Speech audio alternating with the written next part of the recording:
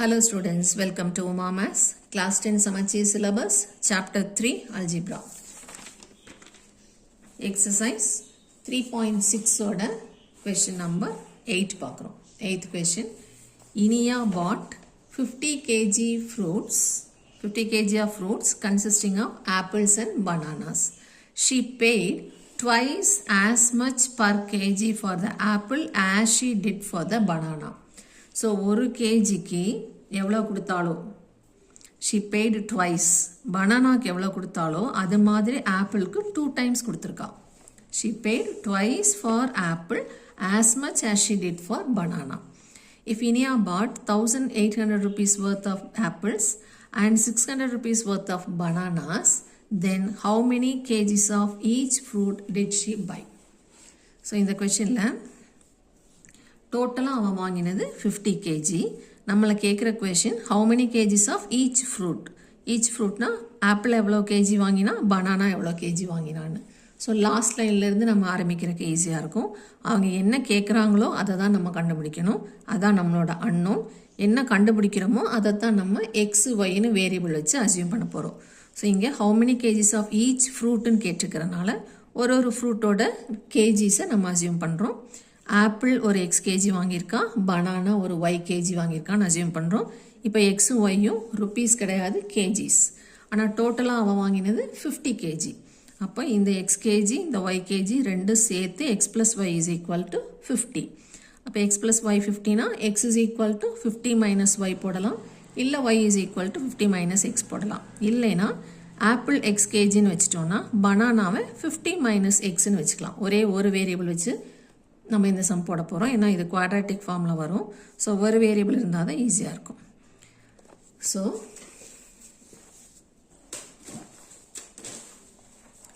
Let the amount of apple bought by Iniya.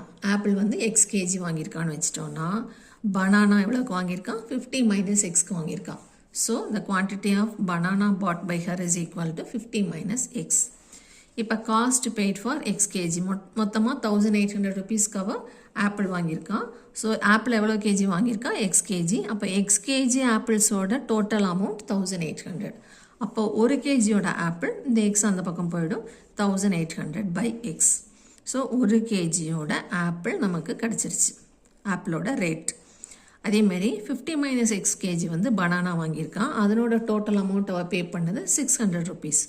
அப்போ ஒரு KG பனானாக்கு எவ்வளோ பே பண்ணியிருப்பா, 600 டிவைடட் பை 50 மைனஸ் 6. ஸோ இது ஒரு கேஜியோட ரேட், பனானாவோட ஒரு கேஜி ரேட். இப்போது இந்த ரேட்டும் அவள் பே பண்ணது.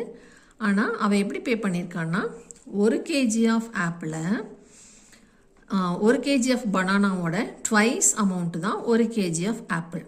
So 1 KG of apple is equal to 2 times 1 KG of banana. இந்த ஆப்பிளோட ஒரு கேஜி நமக்கு தெரியும், பனானாவோட ஒரு கேஜியும் நமக்கு தெரியும். ஸோ ரெண்டையும் நம்ம ரீப்ளேஸ் பண்ணுறோம்.